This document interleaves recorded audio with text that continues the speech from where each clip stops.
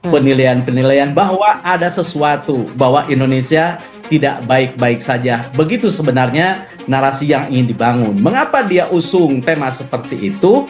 Karena koalisi ini dicap sebagai antitesisnya Joko Widodo. Karena itu yang dia usung adalah perubahan.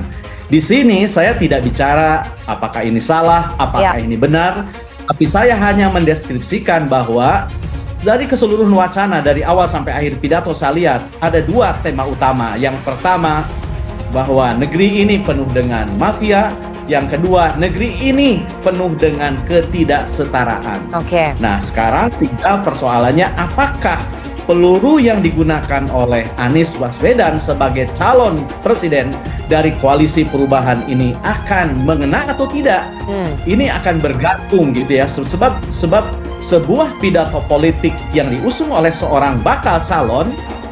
Dan kita saksikan tadi satu persatu masuk, mulai dari Papua, ketika matahari terbit di tempat itu, sebagian Indonesia lain masih gelap. Hari ini dari Papua kita mulai defilenya, dan insya Allah dari Papua juga kita kirim pesan bahwa Indonesia akan meraih keadilan dalam waktu yang tidak lama lagi. Dan sore hari ini juga momen yang luar biasa, karena ini bertepatan dengan hari ulang tahun abang kita semua, Bang Surya Paloh, yang hari ini berulang tahun yang ke-72. Saudara-saudara sekalian, berapa bulan belakangan ini kita merasakan semangat perjuangan kita ditempa. Semua semangat perjuangan kita diuji. Jadi Partai Demokrat, PKS tentu harus mengapresiasi apa yang dilakukan oleh Partai Nasdem dengan menghadirkan ratusan ribu kadernya untuk memberi pesan bahwa Anies Rashid Baswedan siap untuk dicapreskan dan berlayar menuju kontestasi elektoral.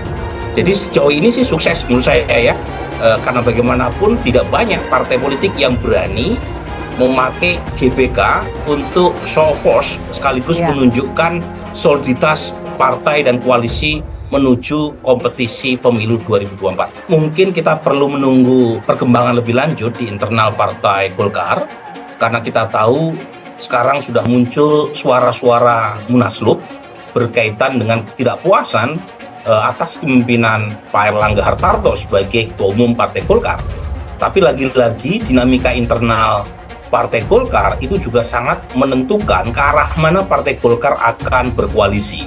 Maka parameter penilaiannya bukan lagi pada substansi benar atau salah, tetapi lebih kepada apakah ini tepat atau tidak dalam penilaian segmen yang dibidik gitu ya. Sebab kalau kita melihat konteksnya ini berbeda, tone-nya berbeda dengan pidato yang dia sampaikan pada 7 Mei. Meskipun ini kan penyelenggaranya sama, hanya bedanya 7 Mei itu hadir di depan pimpinan partai politik lebih formal, menggunakan jas berdasi dan dengan tone yang sangat keras menurut saya, dengan narasi yang lebih runtut dan tertata rapi. Temanya jelas, judulnya jelas. Hari ini justru menurut saya agak longgar dan tone-nya agak turun. Jadi meskipun nadanya mirip, tetapi tone-nya saya menilai justru ada penurunan. Dari sisi formalitas menjadi lebih informal. Dari sisi retorika ini lebih banyak dialognya dan menampilkan fakta-fakta yang dia temukan secara esoterik. Tetapi hadirnya lautan manusia pada sore hari ini menegaskan pesan bahwa kami siap lewati ujian, kami siap lewati tempaan, dan kami akan jadikan ujian tempaan ini menjadi pribadi-pribadi Indonesia yang lebih kuat lagi. Kita juga menyaksikan sore hari ini awan di atas sana melindungi kita dari panasnya sinar matahari. Semoga menjadi penanda bahwa keberkahan, keridhaan mengiringi perjuangan kita pada sore hari ini. Kita berkumpul di sini untuk menguatkan tekad, menunjukkan komitmen Partai Nasdem, komitmen akan gerakan perubahan, komitmen atas restorasi Indonesia, menegakkan kembali pilar-pilar demokrasi, meluruskan kembali arah bangsa. Dan kehadiran, saya tidak tahu persis siapa yang hadir di acara apel siaga perubahan tadi, kehadiran sebagian leadership di Partai Golkar itu memberi tanda bahwa internal Partai Golkar tidak solid, ada aspirasi yang kira-kira bisa dibaca kehadiran itu sebagai bentuk gitu ya, sinyal gitu ya, sebagian elemen Golkar untuk memilih Anies Baswedan.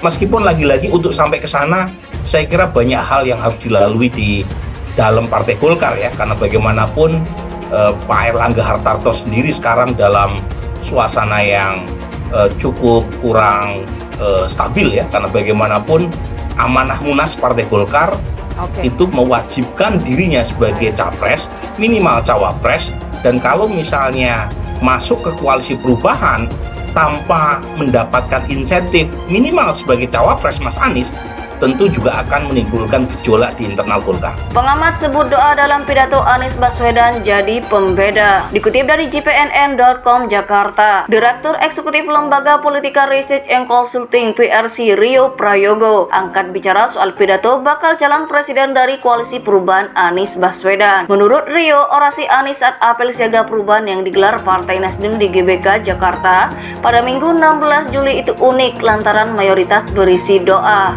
Rio menilai orasi politik seperti itu menjadi aspek pembeda dengan para kandidat capres lainnya. Menarik sekali, seorang bakal capres membaca doa dalam momentum besar di hadapan ratusan ribu orang. Unik dan menjadi variabel pembeda dengan capres lainnya, ujar Rio dalam keterangan pers yang diterima awak JPNN. Rio mengatakan Anies mampu mengidentifikasi permasalahan bangsa saat ini, seperti dari sektor ekonomi, sosial, dan hukum. Materi doanya itu adalah akumulasi persoalan kebangsaan, mulai dari lapangan pekerjaan, daya beli masyarakat yang turun, penegakan hukum hingga soal kepemimpinan, dibungkus masalah keadilan yang belum setara, kata Rio. Menurut Rio, Anies mencoba menunjukkan bahwa dirinya bukan sosok yang gampang menyerah menyuarakan perbaikan. Substansi narasi perubahan yang Anies sampaikan bahwa tak ada kata menyerah dan yakin gelombang perubahan itu bisa menang. Artinya, upaya pihak lain agar pilpres hanya akan ada dua paslon sepertinya sulit terjadi. Anies harus terus dihitung meskipun sebagai kuda hitam, ujar Rio. Menurut Rio, orasi Anies saat apel siaga perubahan yang digelar Partai Nasdem di GBK Jakarta pada Minggu 16 Juli itu unik lantaran mayoritas berisi doa. Rio menilai orasi politik seperti itu menjadi aspek pembeda dengan para kandidat capres lainnya. Menarik sekali, seorang bakal capres membaca doa dalam momentum besar di hadapan ratusan ribu orang. Unik dan menjadi variabel pembeda dengan capres lainnya, ujar Rio dalam keterangan pers yang diterima awak JPNN.